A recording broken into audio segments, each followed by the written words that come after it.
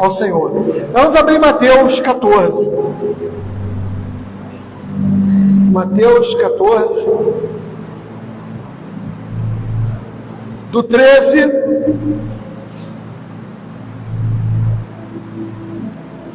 até o 21. Isso. Do 13 ao 21. Mateus 14, do 13 ao 21.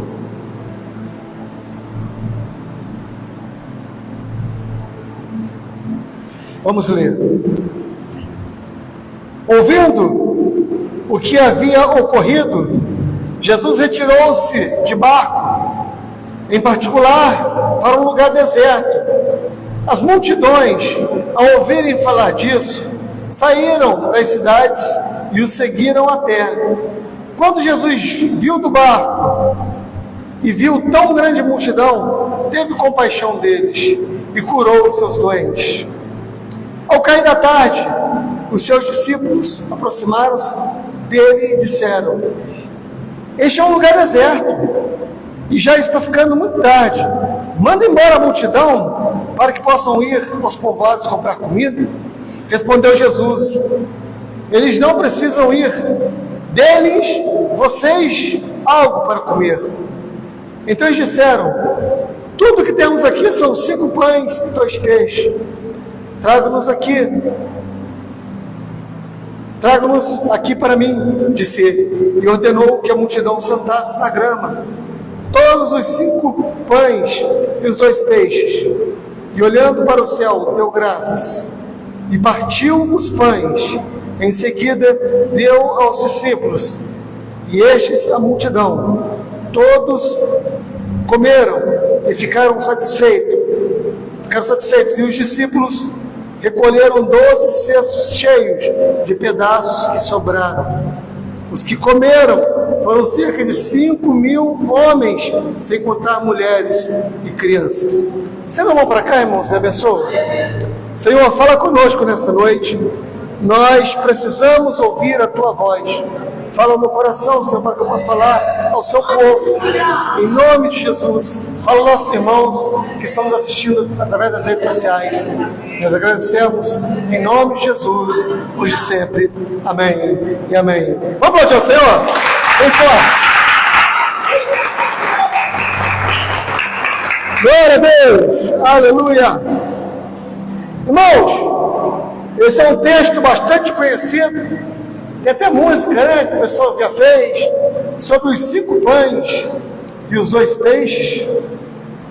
Mas o que me chama bastante atenção nesta passagem, como também é na passagem da segunda multiplicação, acontece algo parecido, que as pessoas, a multidão, aqui está falando de 5.000 homens, sem contar mulheres e crianças.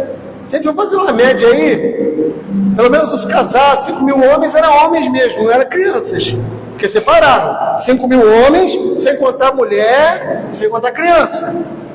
Então vamos botar uma média aí que alguns ali, a metade pelo menos fosse casado, e tivesse mais aí uma renca de filhos, que era costume naquela época, ou seja, era bastante gente. As mulheres não foram contadas, e nem as crianças. Então acredito que tinha, acredito eu, né? Vamos chutar aí um número de mais ou menos umas 20.000 pessoas por baixo tinha nessa multidão. E o que me chama a atenção nesse texto sagrado do qual nós lemos é que o texto diz que Jesus, ele curou a todos. Jesus, ele curou a todos. Em outras ocasiões, ele curou alguns, em outra ocasião ele cura um, que a Bíblia relata, pelo menos, né? O escritor relata, a Escritura Sagrada traz para nós como informação. Mas, aqui, especificamente, Jesus, ele cura a todos. Todos, primeiramente, na escala aqui, na ordem aqui, Jesus, ele cura todos. Todos são curados. Só que o povo não foi embora. O povo continua. Jesus curou os muitos doentes que tinham naquela época. Hoje, existem enfermidades que têm cura. Hoje existem enfermidades, por exemplo, a hanseníase, que na época era uma doença que matava, era uma doença que causava uma exclusão social. Hanseníase, que popularmente é conhecida como lepra, hoje tem cura. Mas na época de Jesus não tinha cura. A pessoa ficava leprosa e morria. Naquela época a medicina não estava tão avançada. Hoje não. A pessoa pega a lepra, hoje faz tratamento e é curada. Na época não. Na época de Jesus, por exemplo, uma tuberculose matava as pessoas. Na época de Jesus, algumas enfermidades que hoje têm tratamento, e muitas têm tratamento, na época de Jesus não tinha tratamento, a pessoa iria morrer mesmo. Então tinha muitos enfermos, paralíticos, cegos, sabe, surdos, e por aí vai, sabe, pessoas que não falavam, às vezes pela limitação de não ouvir também, mas de fato, o fato é que eles trouxeram as suas necessidades e colocaram diante do Senhor Jesus. E o Senhor Jesus, ele faz algo extraordinário. O Senhor Jesus, ele cura todos. Aqui a Bíblia faz questão de dizer que todos foram curados. Ou seja, eles foram ali para dedicar um culto ao Senhor, todos foram curados. E por que eu digo isso? Que foram dedicar um culto ao Senhor.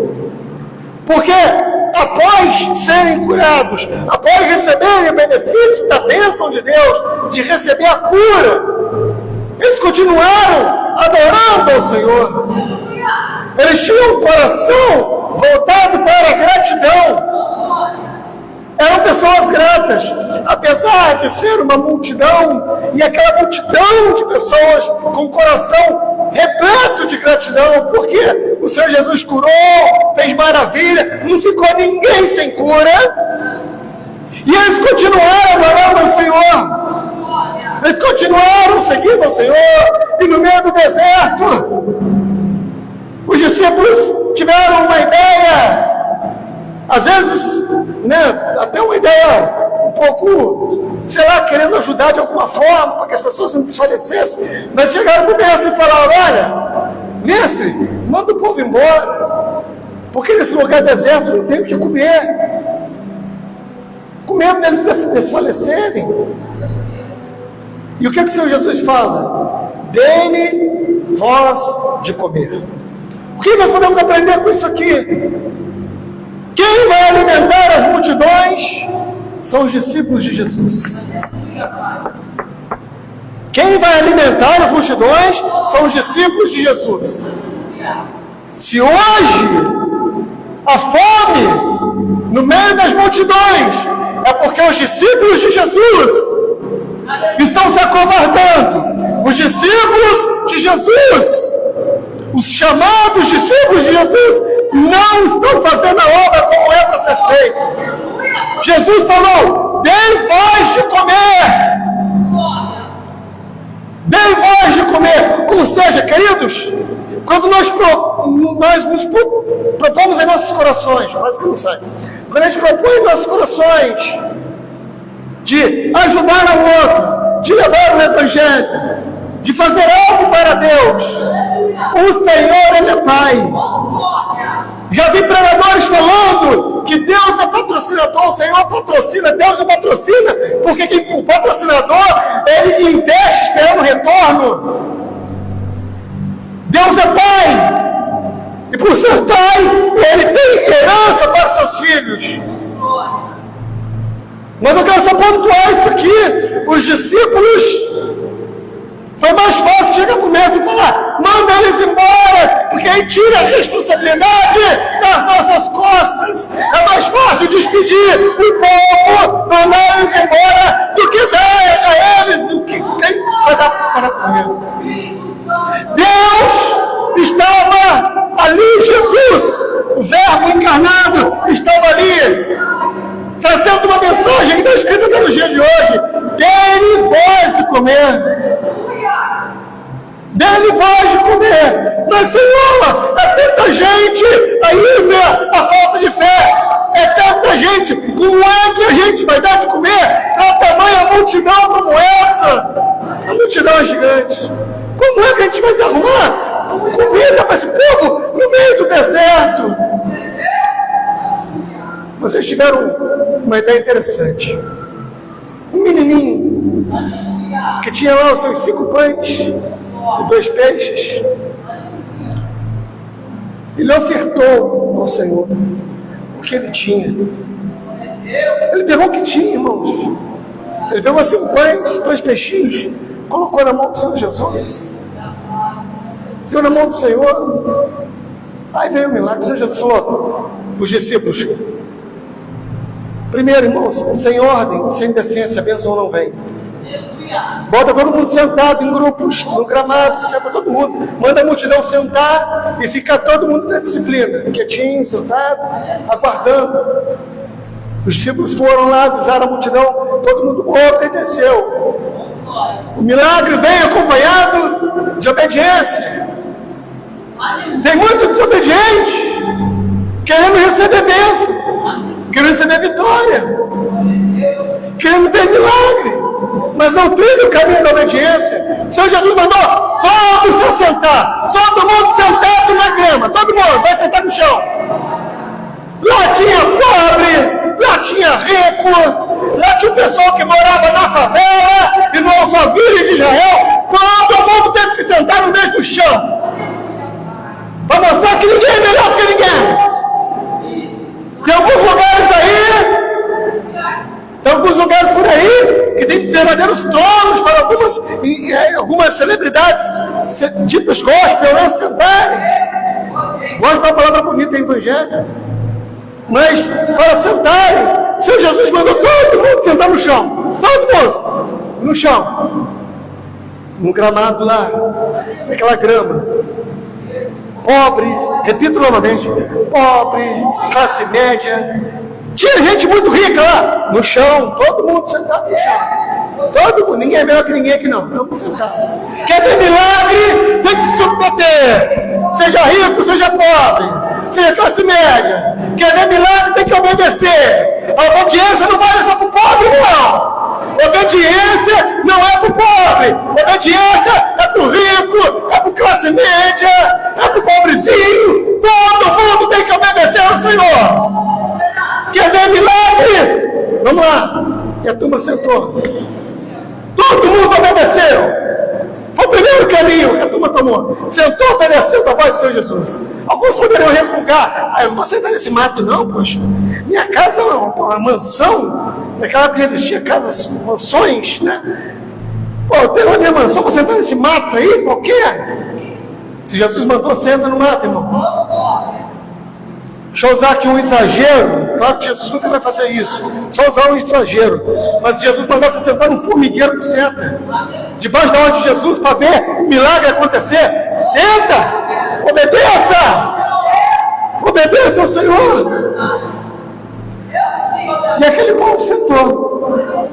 Sentou ali em obediência ao Senhor. Todo mundo. Todo mundo igual. Bem sentados.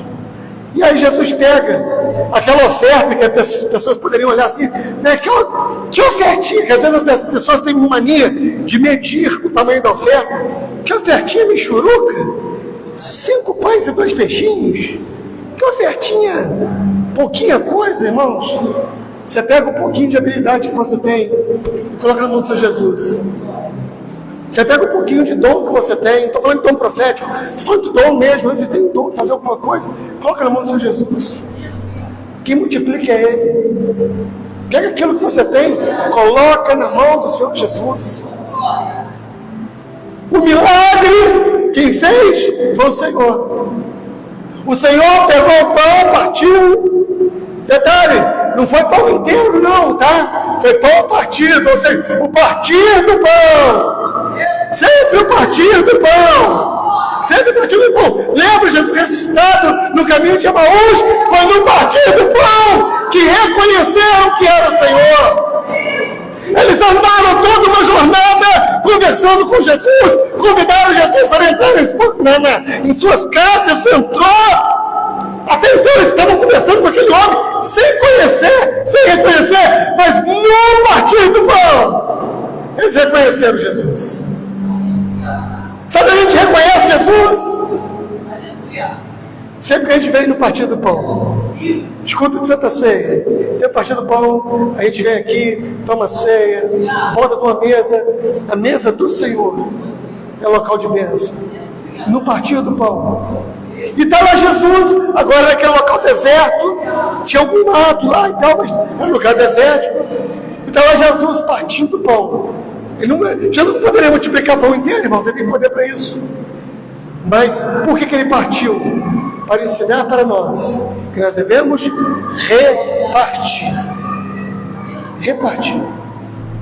Muitos de nós não recebemos mais, porque nós não repartimos. O Senhor Jesus deixou como exemplo para nós o repartir. Jesus repartiu.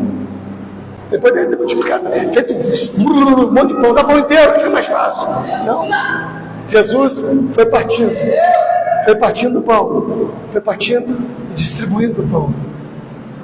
Ou seja, foi distribuindo para quem? Para quem ele mandou dar de comer. Jesus, ele realizou o milagre. Quem alimentou a multidão foram os discípulos. Porque no início Jesus falou: dei vós de comer. O partir do pão, o milagre, pertence ao Senhor. Alimentar as multidões que estão morrendo, que estão perecendo, é obrigação dos discípulos de Jesus. Dos discípulos que andaram com Jesus lá na região da Galileia. E nos discípulos de 2024, aqui na Pavuna, no Rio de Janeiro, no Brasil. Vale para os discípulos de lá e para os discípulos de cá. Eu fico às vezes, irmãos, indignado, com crente assustado com tudo que está acontecendo. Oh, crente apavorado. Oh, aconteceu isso. Oh, aconteceu isso. Irmãos, deixa eu falar uma coisa aqui.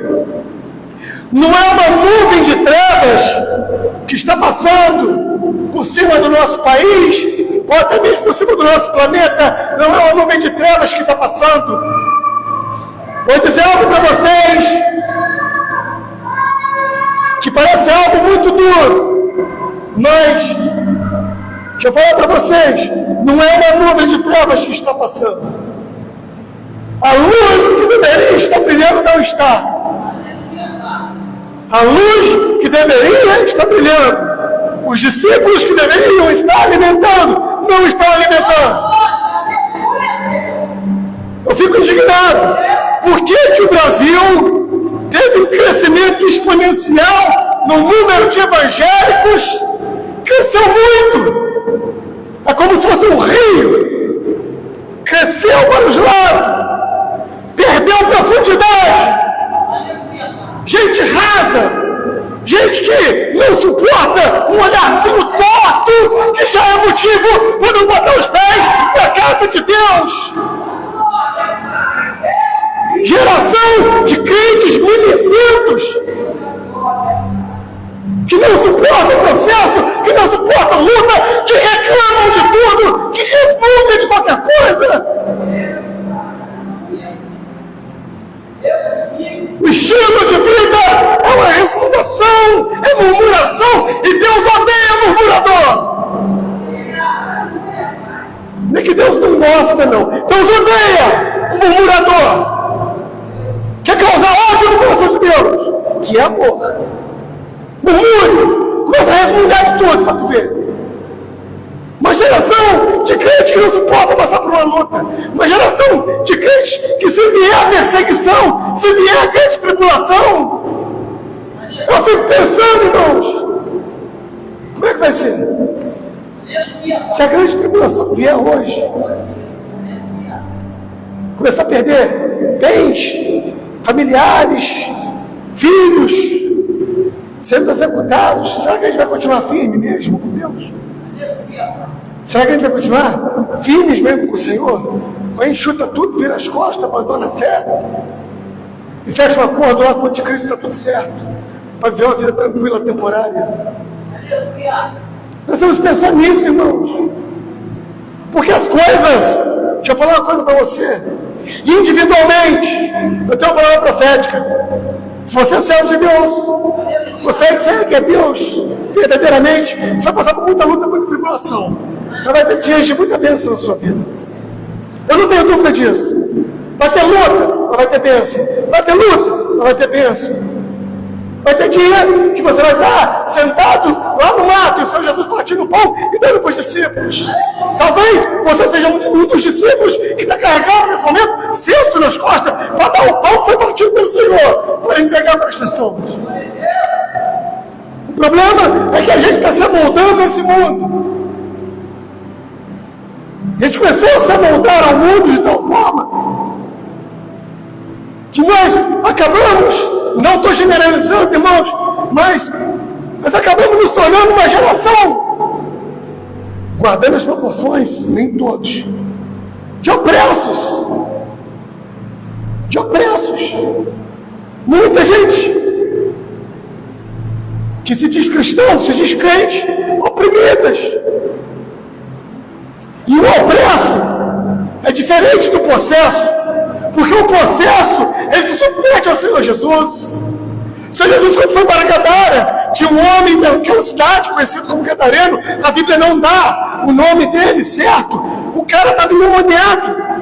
E chegou ao Senhor Jesus, atravessou ao outro lado, chegou lá. Os demônios vieram se prostrar aos pés do Senhor. O Senhor Jesus teve um breve... Quem são vocês? Somos legião, porque somos muito, até porque o nome não importa. Os demônios de Gadara se submeteram ao Senhor Jesus, ainda fizeram um pedido peculiar: Senhor, permita que a gente entre naqueles porcos. O Senhor Jesus vai lá e entra nos porcos, e entraram nos porcos.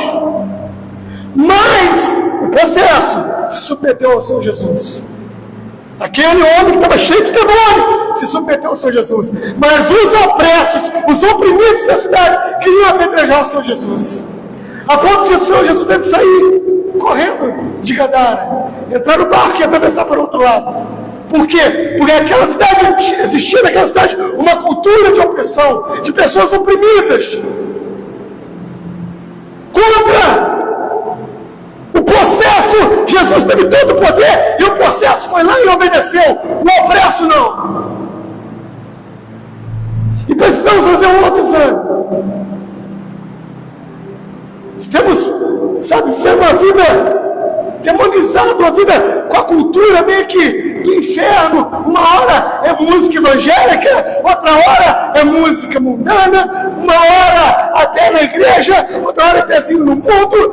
Pastor, mas eu sou politicamente correto, quando na verdade nós temos que ser biblicamente corretos.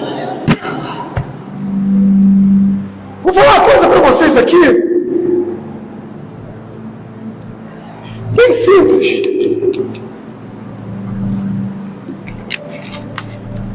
Uma coisa bem simples. Vocês já viram vascaíno cantar hino do Flamengo?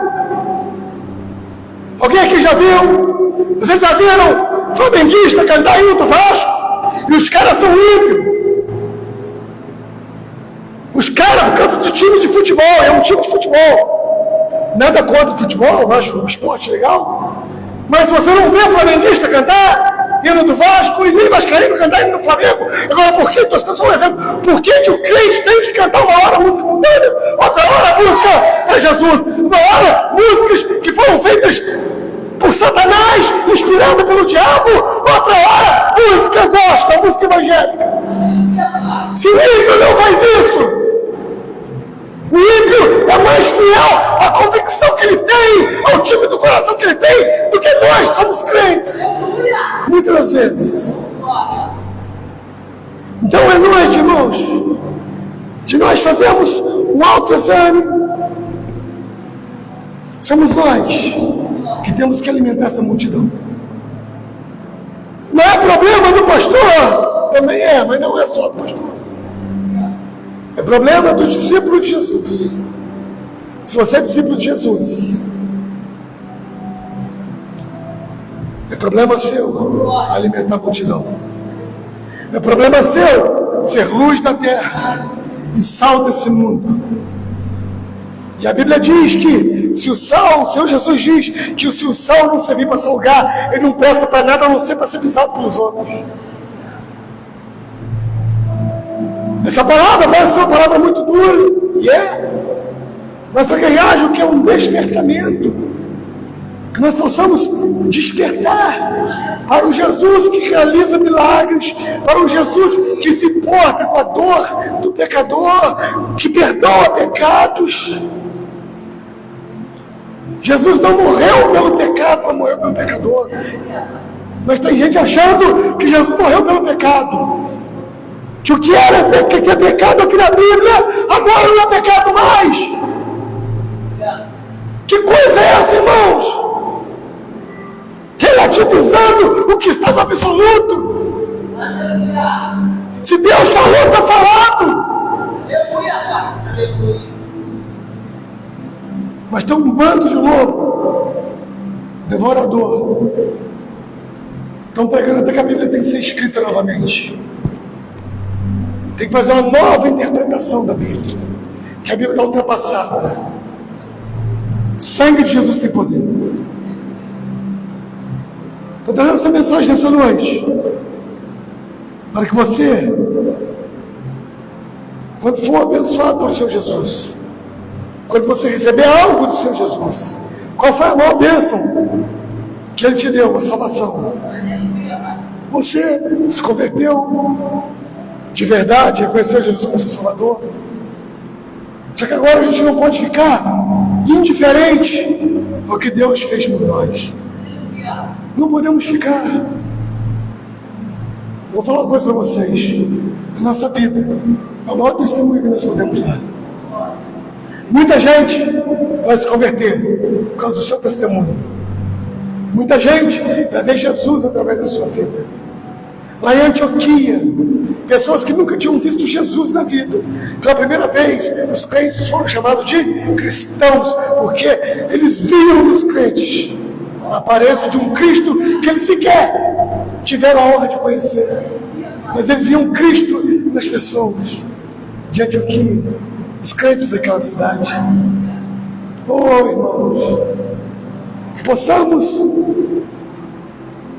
que possamos distribuir o pão, que possamos, se ainda não estamos na fase de distribuir o pão, de repente, pastor, eu não sou da turma que ainda não está distribuindo o pão, eu sou da turma que está sentada no gramado, que você possa receber o pão de bom grado, que todos os dias o pão, ele é entregue a você, o pão da palavra de Deus, o pão espiritual, o pão que alimenta a tua alma, o pão que pode trazer vida e vida eterna, que você receba esse pão. Os discípulos, ainda tem discípulos que estão distribuindo pão, acabaram não. Falei para que haja um despertamento, mas ainda há discípulos que estão distribuindo pão, partindo por Jesus. E se você ainda não recebeu do pão, vai chegar a tua vez. Mas não deixe o discípulo passar com a cesta de pão. Olha o pão aí, olha o pão vivo, olha o pão vivo que desceu do céu. Você não, obrigado, não quero não. Não, aceite o pão. Aceite o pão vivo. O pão vivo que desceu do céu, que foi partido. Que foi partido figurativamente na cruz do Calvário, em favor de todos nós, para garantir para nós salvação e vida eterna. A gente pensa que nós somos seres eternos, a gente não sabe o que vai acontecer amanhã, a gente sabe o que vai acontecer depois da manhã, eu não sei o que vai acontecer daqui a 10 minutos, irmãos, eu não sei se eu vou conseguir completar essa mensagem que Deus está me dando para eu entregar, eu não sei se eu vou conseguir. Deus sabe o nosso futuro, mas você possa receber de bom grado o pão que Deus está dando aos discípulos para que distribuam. Receba Jesus. Você que está aqui no templo, você que está nos assistindo pela internet, você possa receber Jesus como seu único e suficiente Salvador. O único, porque não tem mais nada. Jesus basta. precisa de mais nada. Jesus. Jesus é o caminho, Ele é a verdade. E Ele é a vida. E Ele se importa com todos. Todo mundo. A multidão sentadinha no gramado.